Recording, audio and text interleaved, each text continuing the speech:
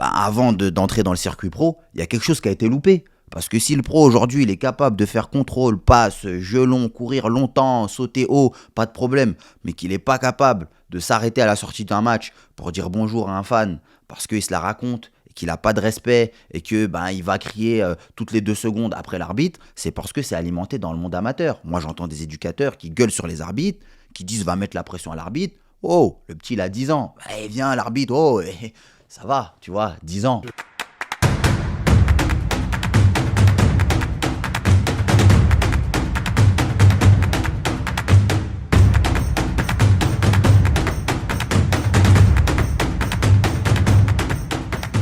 Bonjour à toutes et à tous, j'espère que vous allez bien derrière votre écran. Aujourd'hui, on se retrouve pour un nouvel épisode du Next Level Podcast et j'ai en ma compagnie Charles, que vous connaissez déjà, Ben et Rémi, qui étaient là lors des précédents épisodes. Aujourd'hui, on va aborder la thématique suivante. Le métier d'éducateur est-il en voie de disparition ? Et pour commencer, on va tout simplement demander à Ben de nous lire les témoignages qu'il a reçu lorsque nous avons posé la question aux gens. C'est quoi être un bon éducateur ? Exactement, c'est quoi être un bon éducateur ? Donc on va pas essayer de le définir, on va d'abord s'interroger sur ce que pensent les gens, sur leur avis d'un bon éducateur. Je commence avec ce parent d'un U9 du club d'Elbeuf qui nous dit, pour nous, un bon éducateur, c'est quelqu'un qui est à l'écoute, qui est pédagogue et qui a du respect pour l'autre. Ok. On a ce joueur U10 de Toulouse, donc là c'est un joueur en l'occurrence, donc c'est assez riche comme témoignage. Un bon éducateur, c'est quelqu'un qui apprend bien tout en étant gentil. Quelqu'un qui nous pousse vers le haut, qui nous fait progresser, quelqu'un qui est gentil même en dehors des entraînements, quelqu'un de drôle et généreux.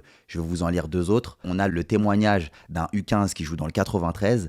Un bon éducateur, c'est quelqu'un qui te fait progresser, qui ne fait pas de favoritisme, qui ne fait pas jouer les joueurs parce qu'il connaît leurs parents. Si je te connais et que tu ne mérites pas de jouer, tu joues pas parce que ça crée des tensions entre les joueurs alors qu'à la base, on s'aime bien. Et le dernier que je vais vous lire, c'est celui d'un parent d'une 30aine d'années qui est ancien joueur. Il nous dit « L'éducateur, c'est celui qui va marquer à vie un enfant avec ce qu'il va partager comme valeur et moments de joie. Normalement, pas de moments malheureux avec un éducateur. » Donc ça, c'est un parent d'une 30aine d'années, ancien joueur en Île-de-France. Donc vous avez quelques témoignages sur ce que c'est un bon éducateur. Excellent, excellent. Et la question que j'ai envie de vous poser par rapport à ça, pour tout de suite mettre les pieds dans le plat, c'est est-ce que selon vous, dans les clubs de foot aujourd'hui en France, les éducateurs sont compétents ? C'est la première question, elle est simple la question. Est-ce qu'ils sont compétents ? Parce que là, on parle bien d'éducateurs et pas de coach ou d'entraîneur, on parle d'éducateurs. Qui a envie de se lancer ? Répondre, c'est une question qui vous jette du feu. Au vu de notre expérience en tant qu'éducateur, on parle de compétences. Après, c'est compromis parce que pour moi, l'éducateur, déjà, comme tu as dit, c'est un éducateur. Donc là, maintenant, en fait, on est dans un système où on ne sait plus quel est son rôle. On ne sait plus définir quel est le rôle d'éducateur au bord du terrain. Parce qu'il y en a certains, c'est des coachs, il y en a qui sont compétiteurs, il y en a qui sont éducateurs. Donc là, il y a 3 volets qui s'ouvrent. Donc, est-ce que gagner des matchs, ça fait de toi un bon éducateur ? Non. Pourquoi ? Parce que tu gagnes des matchs pourtant. Moi, je te repose la question, Charles. Les éducateurs sont-ils compétents ou pas ? Oui ou non ? Qu'est-ce que t'en penses ? En France, je veux savoir. En France, pour moi, la plupart ne sont pas compétents. La plupart ne sont pas compétents. Après, il y en a qui sont compétents, mais la plupart, quand on parle d'éducateurs, oui, de manière générale, la plupart ne sont pas compétents. Et c'est pas négatif parce qu'on peut ne pas être compétent et faire prendre du plaisir aux jeunes. Hein. C'est pas les enfants vont à chaque fois tirer la tronche quand ils iront au foot. Cela dit, c'est de manière générale sur une année, on a des objectifs. Comment ça se passe avec les enfants ? Rémi, toi, ton expérience, même en tant que joueur, est-ce que tu as rencontré des situations parfois qui étaient problématiques ou parfois même positives ? Des compétents, des non compétents, il y a de tout. Mais par rapport à ce que disait Charles, je pense qu'il y a des éducateurs qui ont des compétences techniques, peut-être pas sur d'autres types de compétences qu'on évoquera tout à l'heure, mais ils viennent déjà pas dans les bonnes intentions. Ça veut dire que peut-être que je sais faire apprendre à un gamin un contrôle, une passe, un tir, mais si mon objectif c'est de gagner, je pars pas dans le bon objectif en fait. Si mon objectif c'est de faire d'abord progresser l'enfant, qu'il prenne confiance en lui, qu'il apprenne des valeurs, là je suis dans les bonnes intentions. Si mon objectif c'est uniquement de gagner, et par ce biais-là je lui fais apprendre des choses, on se trompe. Malgré qu'il soit compétent. S'il se trompe d'objectif, pour moi c'est pas un bon éducateur. Excellent dans le choix de l'objectif.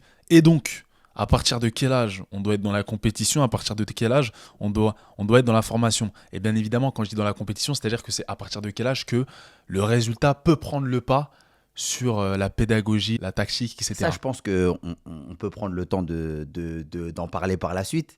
Là, il y a quelque chose qui m'interpelle dans les témoignages. Ouais. C'est le mot écoute, respect, pédagogie, plaisir. Sur les différents témoignages que je peux lire, je vois pas mal de choses qui vont dans ce sens-là. Et force est de constater que de par mon expérience et mon expérience actuelle, la plupart des éducateurs ne sont pas compétents. Ne sont pas compétents dans le sens où C'est clair. Hein, il y a un besoin, écoute, respect, pédagogie, humour. On retrouve des éducateurs qui sont très très droits. Et d'ailleurs, il y a un témoignage d'un parent qui, suite à la vidéo précédente, nous a envoyé un message. Je vous propose de vous le lire parce qu'il est très très intéressant. On écoute. Il nous dit « Actuellement, il y a un mélange des genres. Les gens ne savent plus ou ne connaissent pas le job d'éducateur. Pour moi, un éducateur ne doit pas être stressé par une obligation de résultat. Son rôle, à mon avis, est d'attiser la curiosité, maintenir l'envie, donner le goût de l'effort et du dépassement de soi aux jeunes.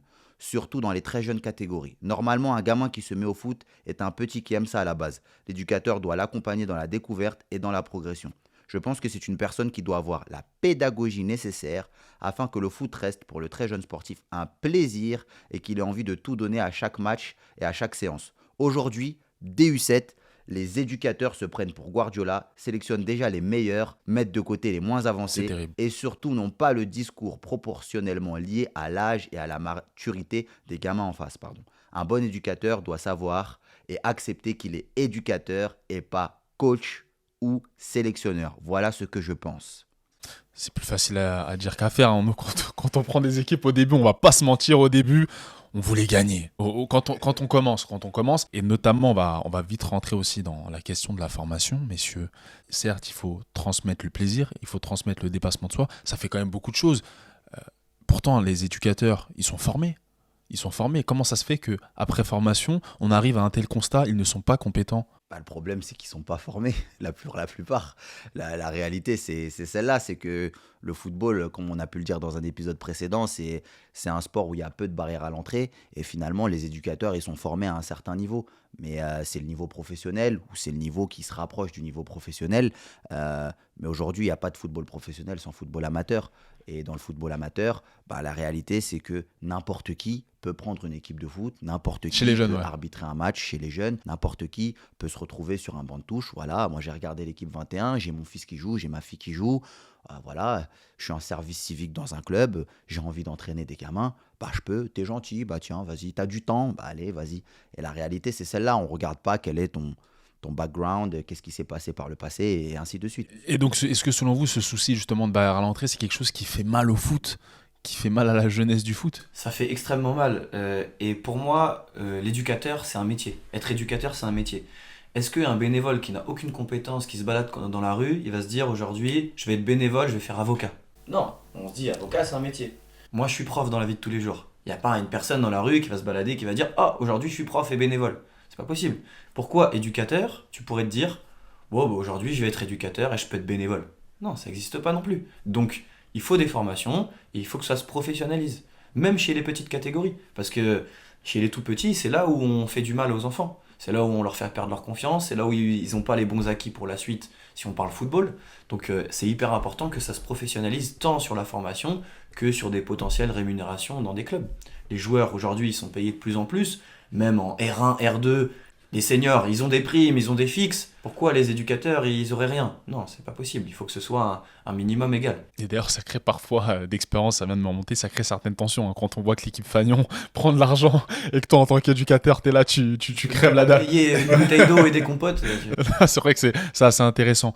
Charles, est-ce que tu penses qu'en France, il y a un manque de culture foot et que ça peut être lié à cette conséquence-là du manque d'investissement dans les éducateurs?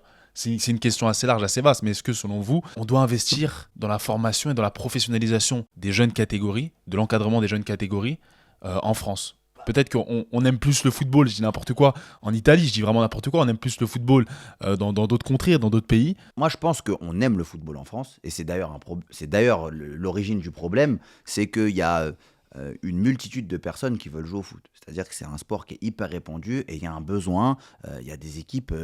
Voilà, il m'est arrivé d'aller, je sais pas moi, à Évreux et d'entendre, je vais jouer contre Évreux 8. Voilà, ils ont 8 équipes dans certaines catégories, donc il y a du monde. Et forcément, qui dit du monde à encadrer, dit il faut de l'encadrement. Et on se retrouve avec cette problématique. On a 90 gamins. Comment on va faire? Qui va encadrer? Donc du coup, c'est vrai qu'on a tendance à se précipiter sur le premier venu, qui n'a pas forcément les connaissances, à qui on dit, tiens, prends un jeu de maillot, vas-y. Et finalement, il n'a peut-être pas les outils en termes d'encadrement pour pouvoir s'occuper de ces gamins-là. Il a peut-être les outils techniques, parce que, de par son vécu footballistique et de par ses connaissances empiriques du football, il se dit, tiens, c'est pas bien compliqué, de toute façon, il faut marquer dans ce but-là, il faut défendre dans celui-là, j'ai la balle, j'attaque, j'ai pas la balle, je défends. Donc finalement, je connais un petit peu le foot. Mais derrière, c'est pas la PlayStation, c'est des êtres humains.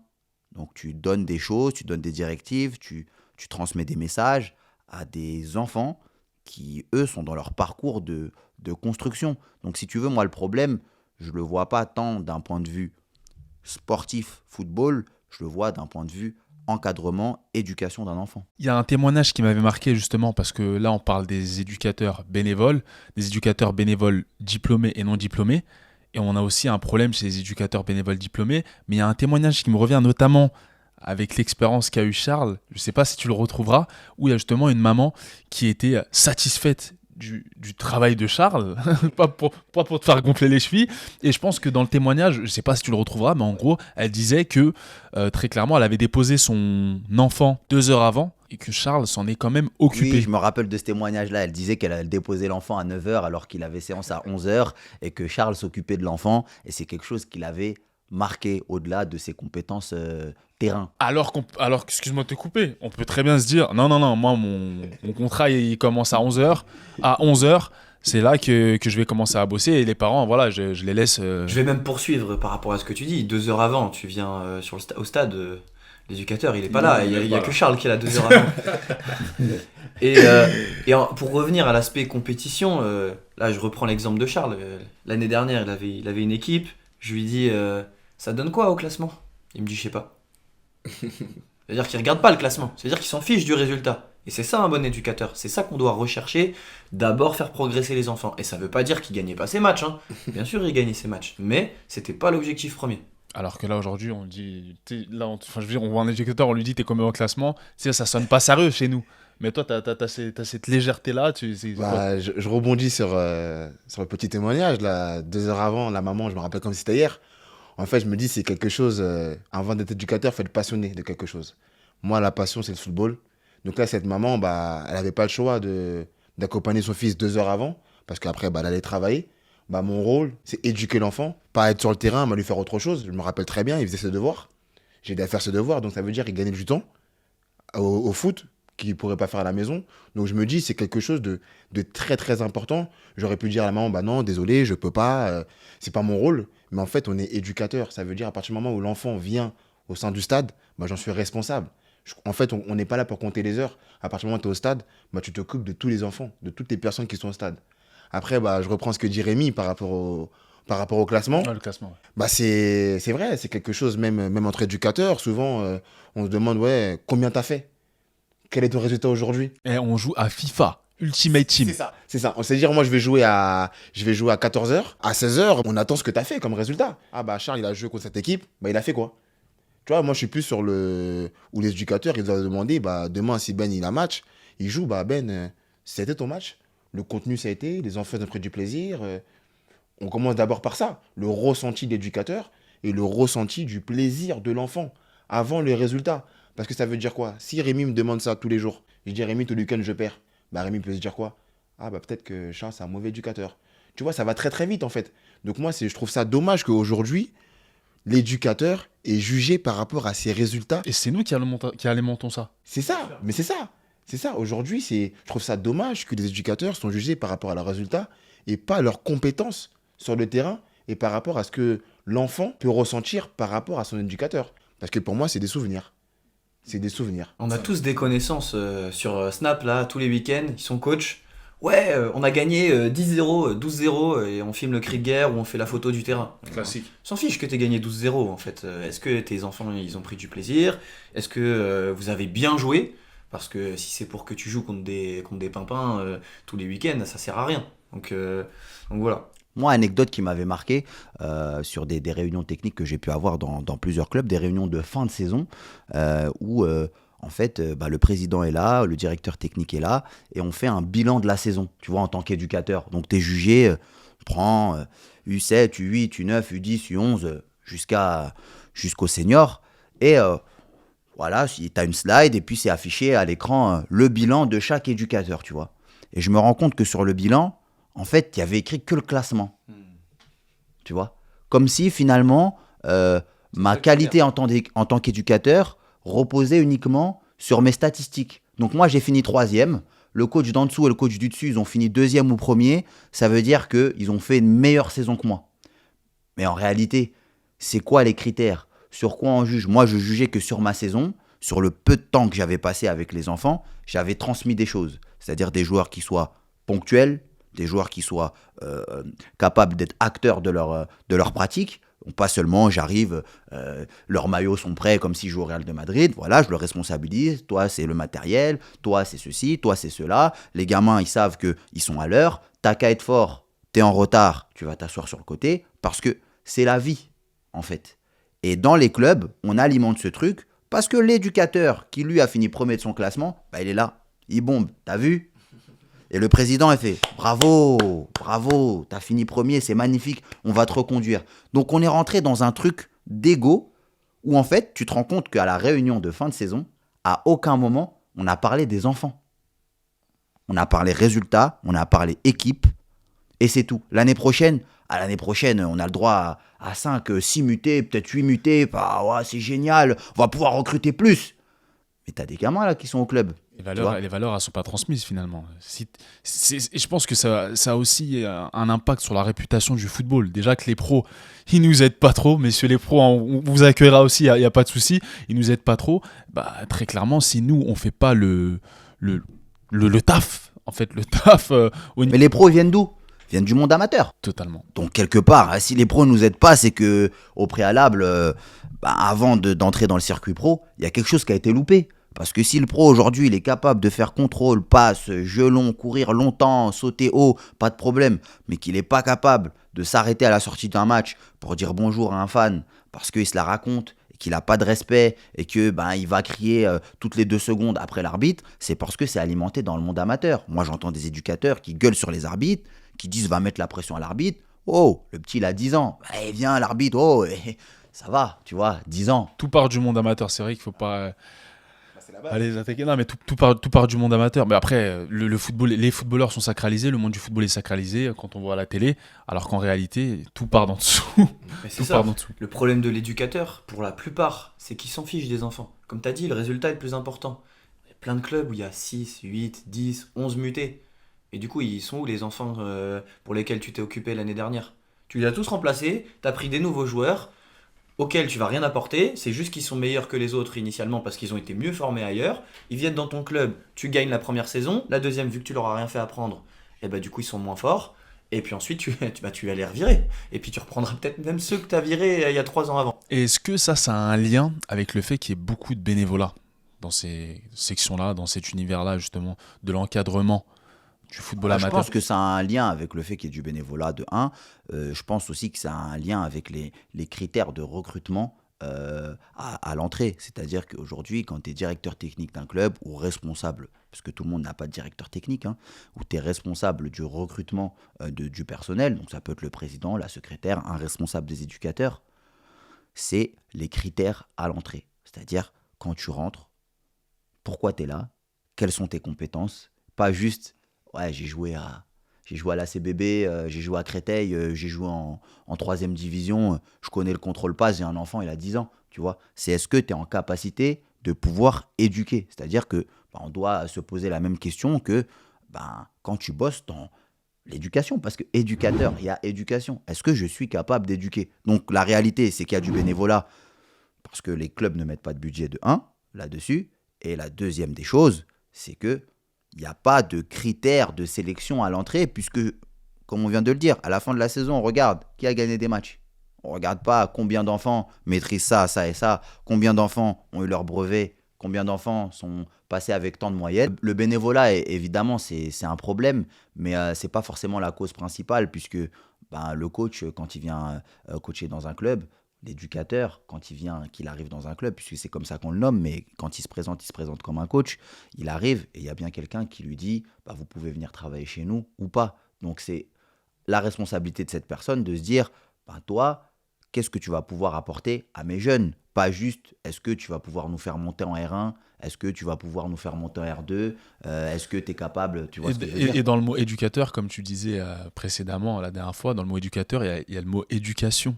Exactement. Éducation, donc on doit les filtrer un peu comme quand tu es à AED, hein, comme quand tu es assistant d'éducation, on doit Exactement. savoir si tu es en capacité justement de transmettre comme tu le disais. Complètement, complètement. Donc c'est vraiment le patron, hein, la personne qui embauche, qui doit se dire, bah, nous on a besoin de quelqu'un pour éduquer les enfants à la pratique du football. Mais c'est des responsabilités sur le terrain et en dehors du terrain. Parce qu'il faut se dire que sur une semaine, l'enfant, quand il a 3 à 4 séances plus un match, il passe quasiment autant de temps avec son éducateur qu'avec ses parents. Donc finalement, bah, les responsabilités, elles sont quasiment partagées. Moi, je me souviens de mes coachs, de U12, U13, U14, chacun de mes coachs, je m'en souviens tous de ce qu'ils m'ont apporté de positif et de négatif. Et le négatif, on a tendance à plus souvent s'en souvenir. Et Mais tu vois, moi, mon coach de U13, 10 ans encore plus tard, je voulais pas lui dire bonjour, tu vois. Et tu vois, on s'en rend pas compte, c'est vrai ça. Et tu vois, on s'en rend pas compte, c'est que tu as un groupe d'enfants, parfois dans certains clubs, tu es tout seul pour 30 enfants, voire pour 40 enfants, ça m'est déjà arrivé. Et en fait, tu te rends pas compte que bah, la plupart de ces enfants-là, en fait, tu vas soit les impacter positivement, soit les impacter négativement. Et cette prise de conscience-là, comment, en tant que responsable, on peut faire pour bah, sensibiliser les éducateurs? Ça se passe comment? C'est lors des réunions au début de saison? Comment tu fais? Ah, je sais pas si quelqu'un avait envie de répondre, mais euh, c'est ta réunion de début de saison, c'est tes intentions, en fait, quand tu es dans un club, tu as un projet pédagogique. Tu as un projet pédagogique, tu as un projet sportif, tu as un projet scolaire. Ça fera l'objet d'une autre émission, le double projet scolaire, projet sportif. Mais tu as un projet pédagogique, un projet scolaire, un projet sportif. Il y a des clubs de foot qui vont s'arrêter au projet sportif et au projet pédagogique parce qu'ils ne veulent pas mettre leurs pieds dans la scolarité, parce qu'ils ne sont pas en capacité de le faire. Mais quoi qu'il en soit, il y a un projet pédagogique et sportif, puisque tu vas devoir transmettre les outils sportifs par le biais d'une certaine pédagogie et transmettre certaines valeurs à tes joueurs. Maintenant, c'est de se mettre d'accord sur les valeurs qu'on va transmettre et savoir quelle est la priorité. Est-ce que la priorité, c'est d'être performant sur le plan sportif ou est-ce que la priorité, c'est d'être performant, on va dire, sur le plan des valeurs? Si on fait la priorité sur le plan sportif, bah à un moment donné, tu troqueras tes valeurs pour gagner un match. Si on met la priorité sur les valeurs plutôt que sur le plan sportif, il y a un moment donné où tu accepteras de perdre pour pouvoir transmettre quelque chose. Parce que tu peux gagner un match et perdre quelque chose d'autre. Et on a pas mal d'éducateurs qui entrent parfois en conflit avec leur club. Toi, Charles, est-ce que ça t'est déjà arrivé? Tu valorises justement le projet du joueur, le projet des joueurs. Est-ce que tu es déjà entré en conflit plus ou moins avec le club dans lequel tu étais ou pas? Si oui, comment ça s'est passé? Bah oui, il y a déjà eu des conflits. Après, c'est juste des malentendus parce que le conflit, bon, c'est quelque chose de... C'est gros, tu vois, on rentre jamais dans un conflit avec quelqu'un. On a des idées. Tout dépend aussi du projet, le projet du club. Souvent, en tant qu'éducateur, il y a des projets où tu peux pas adhérer. Après, il y en a, bon, tu te dis, bon... Est-ce qu'on t'a déjà mis la pression de résultats avec les jeunes? Est-ce qu'on t'a déjà mis... Ça vous est déjà arrivé ça?